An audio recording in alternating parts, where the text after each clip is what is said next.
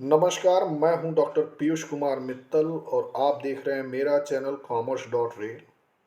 आज मैं B com fifth semester एवं उन विद्यार्थियों के लिए जो कि टीजीटी, पीजीटी एवं असिस्टेंट प्रोफेसर की परीक्षा की तैयारी कर रहे हैं और कॉमर्स स्ट्रीम से हैं, उनके लिए कुछ इम्पोर्टेंट क्वेश्चंस लेकर आया हूं। तो आइए शुरू करते हैं। गुडविल इज डिफाइंड एज, पहला क्वेश्चन है कि ख्याति को परिभाषित किया गया है। तो देखिए, ख्याति को कौन सी संपत्ति के रूप में परिभाषित किया गया है। चार तरह की संपत्ति दी गई है: intangible assets, fictitious assets, current assets या लिक्विड एसेट्स। तो आंसर होगा इंटेंजिबल एसेट्स, आंसर होगा 1। ठीक है, अमूर्त संपत्ति।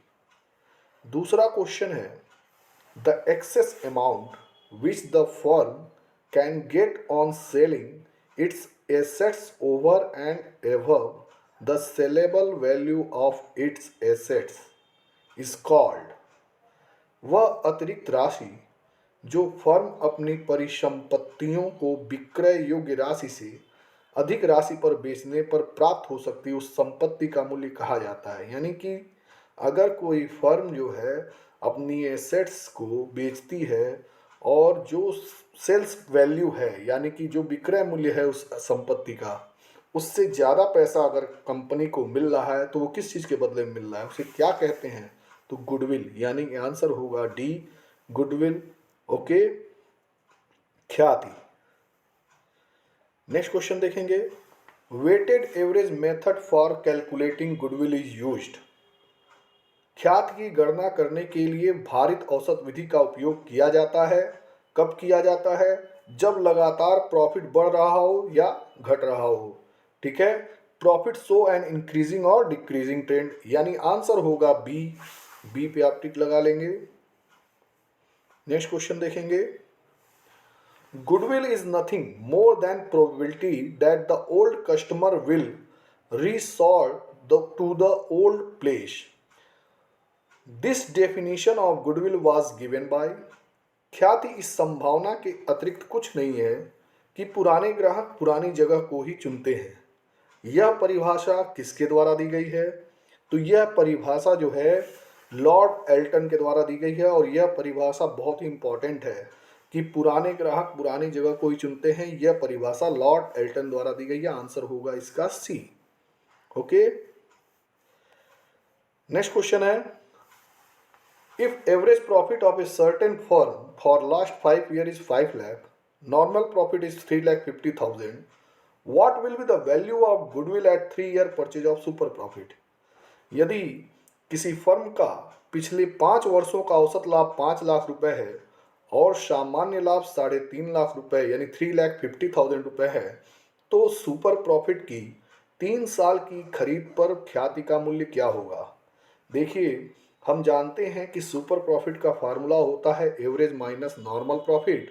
एवरेज प्रॉफिट दिया है 5 लाख रुपीज़ और नॉर्मल प्रॉफिट दिया है 3,50,000 रुपीज़। तो अगर 5 लाख में से 3,50,000 माइनस कर दें तो 1,50,000 सुपर प्रॉफिट आएगा और परचेज ईयर की नंबर दिए हैं 3। तो परचेज ईयर 3 है तो 3 से मल्टीप्लाई करेंगे तो आंसर आएगा 4,50,000, यानी कि आंसर सही होगा सी। नेक्स्ट क्वेश्चन देखेंगे, which of the following method are used for the valuation of goodwill. ख्याति के मूल्यांकन की कौन सी विधि का उपयोग किया जाता है? पहली विधि है सुपर प्रॉफिट मेथड, ये भी होती है जिसको आप कहते हैं अधिलाभ विधि। वेटेड प्रॉफिट मेथड यानी कि भारित लाभ विधि, ये भी होती है। सी है एवरेज प्रॉफिट मेथड यानी औसत लाभ विधि, ये भी होती है। और डी है ऑल ऑफ द एबव, यानी कि आपका आंसर सही होगा all of the above, D. ठीक है, सभी विधियां हैं। नेक्स्ट क्वेश्चन है, what is purpose for the valuation of shares. ठीक है, शेयरों के मूल्यांकन का प्राथमिक उद्देश्य क्या है? ठीक है ना, तो आपको बताना है what is the purpose for the valuation of shares. शेयरों के मूल्यांकन का प्राथमिक उद्देश्य क्या है? पहला है इसमें to avoid a loan against the security of shares, शेयरों की सुरक्षा पर ऋण अग्रिम करना। For purchase of shares by employees where they can retain these shares till the period of their employment, कर्मचारियों द्वारा शेयरों की खरीद जहां वे इन शेयरों को अपने रोज लाइफ टाइम यानी रोजगार की अवधि तक बनाए रख सकते हैं। To purchase a block of shares acquire control in the company, company के नियंत्रण हासिल करने के लिए शेयरों का एक ब्लॉक खरीदना। एंड गुच्छा ऑल ऑफ द एबव, तो उपरोक्त सभी, तो आंसर होगा इसका D, all of the above, यानी सभी कामों के लिए शेयर का मूल्यांकन किया जाता है। चाहे आप जो है लोन लेना चाहते हो, चाहे आप जो है क्या कहते हैं कि शेयर्स के आधार पे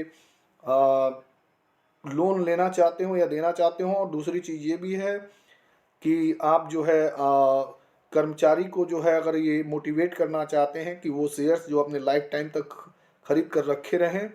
या फिर सी है कि अगर कोई भी व्यक्ति शेयर्स को अगर मान लीजिए वैल्यूएट करता है, किस लिए वैल्यूएट करता है कि कंपनी पे कंट्रोल पाने के लिए। ठीक है, तो ये डी आंसर सही है। नेक्स्ट देखेंगे, which of the following factor is not affecting the goodwill of a company. बहुत इंपॉर्टेंट क्वेश्चन है कि कौन सा ऐसा तत्व है जो ख्याति को प्रभावित नहीं करता है। ठीक है, तो देखिए इसमें लिखा है नेचर ऑफ बिजनेस प्रभाव, बी वाले में। ए में लिखा है लोकेशन ऑफ कंपनीज कस्टमर। देखिए कंपनी के ग्राहकों का स्थान ये प्रभावित नहीं करता है। कंपनी का खुद का जो तत्व होता है, जैसे देखिए nature of business, efficiency of companies management, ये सब प्रभावित करता है, लेकिन ग्राहकों का स्थान प्रभावित नहीं करता। आंसर होगा ए। गुडविल को ग्राहकों के स्थान से कोई मतलब नहीं होता है, यानी उससे कोई प्रभाव नहीं पड़ता है। आंसर होगा ए। 9वां क्वेश्चन है the formula for calculating goodwill under simple average profit method. औसत लाभ विधि के अंतर्गत ख्यात की गणना करने का कौन सा सूत्र है। आंसर सही होगा C, average profit into number of purchase years. पहले आप एवरेज प्रॉफिट निकाल लेते हैं, फिर क्रय किए गए वर्षों की संख्या से गुणा कर देते हैं। और ये जो स्टार का साइन लिखा है वो देखिए मल्टीप्लाई का साइन होता है। ठीक है, आप इसमें कंफ्यूज मत होइएगा। तो आंसर होगा इसका सी। नेक्स्ट क्वेश्चन देखेंगे, the net assets value method for valuation of shares is based on assumptions that. कहता है कि शुद्ध संपत्ति विधि, अंशों के मूल्यांकन की शुद्ध संपत्ति विधि किस मान्यता पर आधारित है। देखिए शेयरों के मूल्यांकन की शुद्ध संपत्ति विधि किस पद्धति धारणा पर आधारित है। तो कहता है कि ये धारणा पर आधारित है कि अगर जब कंपनी जो है when the company is going to be liquidated, the company is going concern, both A and B are incorrect, both A and B are correct। देखिए 10वां क्वेश्चन है, तो जब कंपनी खत्म होने वाली होती है तो कंपनी के शेयरों का मूल्यांकन उसकी शुद्ध संपत्ति पर किया जाता है, यानी आंसर होगा ए। नेक्स्ट क्वेश्चन देखेंगे, the value of a partly paid equity share is equal to. आंशिक रूप से भुगतान किए गए इक्विटी शेयर का मूल्य किसके बराबर होता है। तो बता दें हम आपको कि जो पार्टली पेड शेयर्स होते हैं उनका वैल्यू फुल जो पेड अप शेयर्स होते हैं उसमें से जब आप जो है कॉल इन एरियर्स क्या करते हैं, माइनस कर देते हैं। तो value off fully paid up shares minus call in arrears या कॉल अनपेड पर शेयर जिसको आप बोलते हैं, यानी आंसर होगा इसका ए। चुकता शेयरों में से जो कॉल इन एरियर्स अवशिष्ट याचना है उसको घटाकर। क्लियर, 11th का ए। नेक्स्ट क्वेश्चन देखेंगे, dash is the main reason why intrinsic value of a share is lesser than the market value. कहता है कि यही एक कारण है। कौन सा कारण है जिसके कारण अंशों का आंतरिक मूल्य उसके बाजार मूल्य से कम हो जाता है। आंतरिक मूल्य बाजार मूल्य से इसलिए कम हो जाता है, आपको बता दें, क्योंकि मार्केट वैल्यू जो होती है वो ओवर वैल्यूएट करती है, यानी अधिक मूल्य लगा देती है, अधिक मूल्य करती है शेयर का, अधिक मूल्य लगाती है। इसीलिए आंतरिक मूल्य जो होता है, जिसको आप आंतरिक मूल्य समझते हैं ना, net assets minus liability, assets minus liability, तो नेट एसेट्स आती है उसमें नंबर ऑफ शेयर से भाग देते हैं। ठीक है, तो वो मूल्य जो होता है वो बाजार मूल्य से कम होता है, क्योंकि बाजार मूल्य में ओवर वैल्यूएशन कर दिया जाता है। आंसर होगा इसका बी। ठीक है, नेक्स्ट क्वेश्चन देखिए, the market based method for valuation of share should not be adopted.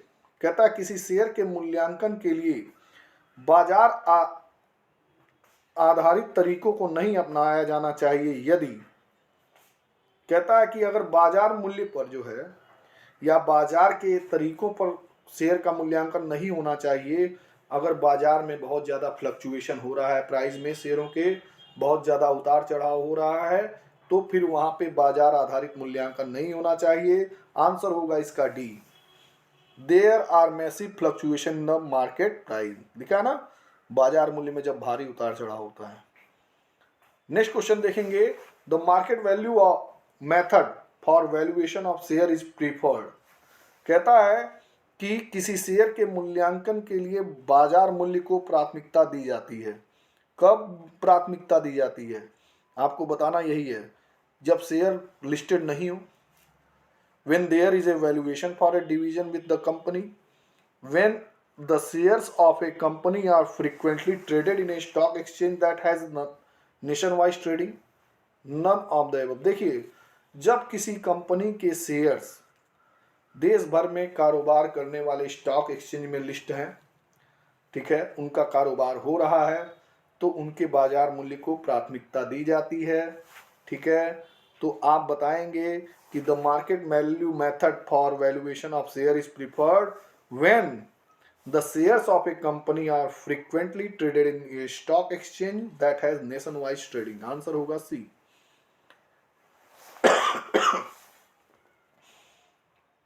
Next question है, the amount is treated as goodwill by a firm is paid for obtaining. किसी firm के द्वारा ख्याति के रूप में मानी जाने वाली राशि का भुगतान डैश प्राप्त करने के लिए किया जाता है। कौन सा लाभ प्राप्त करने के लिए किया जाता है? ख्याति का पैसा आप क्यों देते हैं? कौन सा लाभ मिलेगा? प्रेजेंट टाइम में लाभ मिलेगा कि फ्यूचर में लाभ मिलेगा? तो आपको बता दें, फ्यूचर बेनिफिट के लिए दिया जाता है। ख्याति का पेमेंट जो है फ्यूचर बेनिफिट के लिए किया जाता है।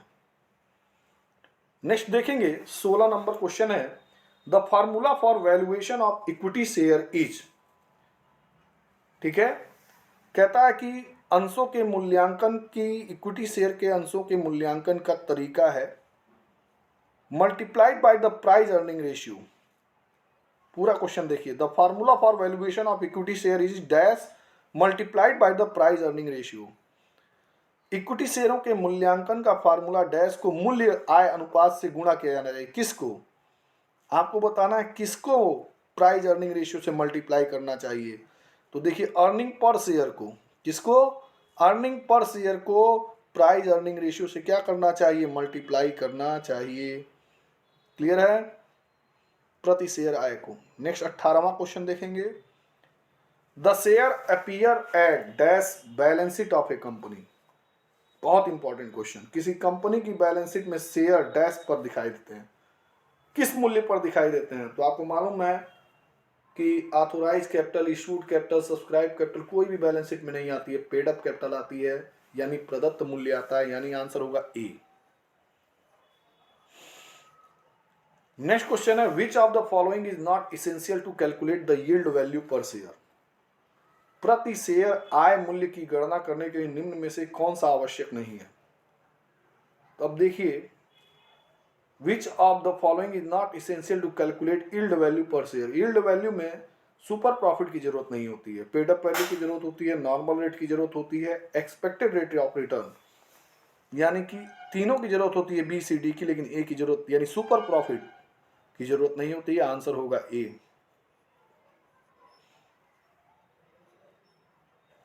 नेक्स्ट क्वेश्चन है, for any organisation goodwill is.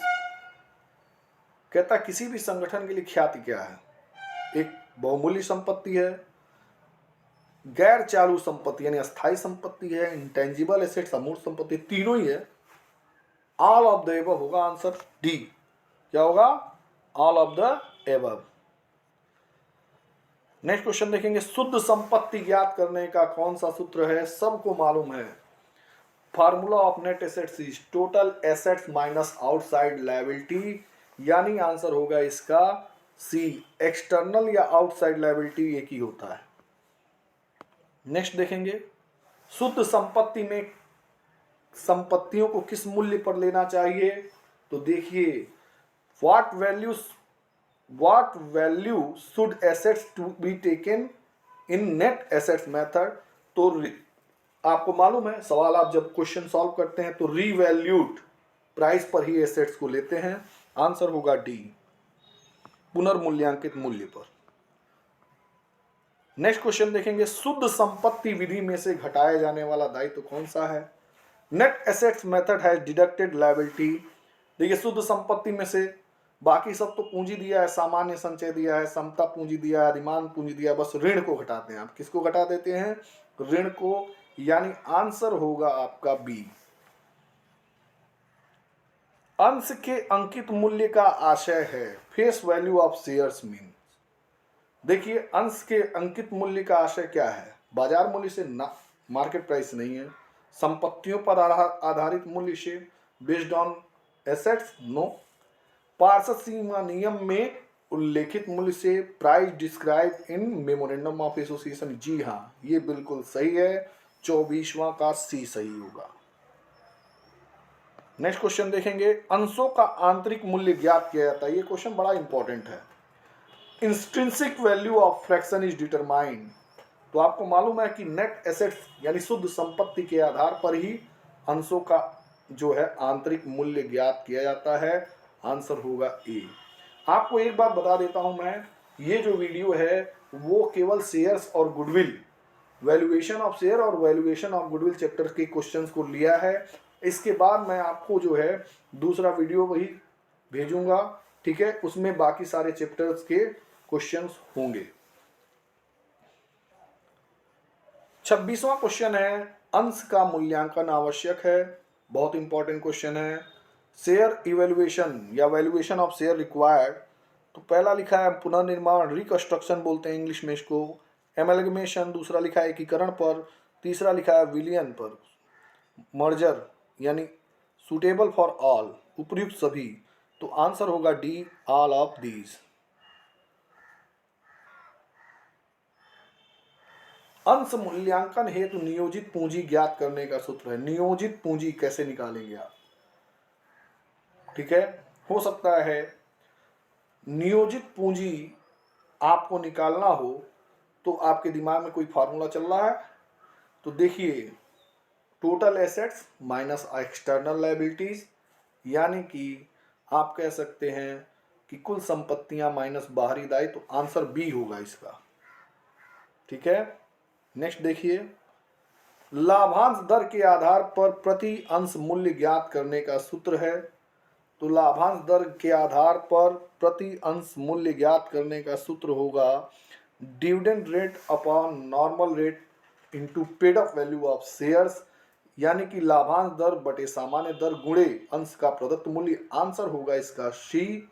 Okay, next question देखेंगे, यदि सामान्य लाभ 2 लाख रुपए हो, नेट प्रॉफिट 2 लाख रुपीस, और संचय में हस्तांतरण ट्रांसफर टू रिजर्व 10% हो, कैपिटल 5 लाख हो, नॉर्मल रेट 20% हो, अंश का अंकित मूल्य क्या होगा। अंश का अंकित मूल्य 10 रुपए हो तो अंश का मूल्य क्या होगा। हिंदी इंग्लिश में भी देख लीजिए। Normal profit is 2 lakh rupees, transfer to reserve 10%, capital 5 lakh, normal rate 20%, face value of share ₹10, share price with B. देखिए, एक बात मैं आपको बता दूं कि सामान्य लाभ आपका 2 लाख है, 10% इसका आपने डाल दिया संचय में, यानी 20,000 डाल दिया संचय में, रिजर्व में, तो यानी बच गया आपका 1,80,000 जो डिविडेंड के लिए होगा। हमारा फार्मूला जो था कि पहले हम डिविडेंड रेट निकालते थे, ठीक है, लाभांश की दर निकालते हैं। क्या फार्मूला होता है कि जो प्रॉफिट अवेलेबल हो डिविडेंड के लिए इनटू 100 अपॉन कैपिटल, यही ना होता है। डिविडेंड के लिए जो भी प्रॉफिट अवेलेबल हो, profit available for dividend into 100 upon capital.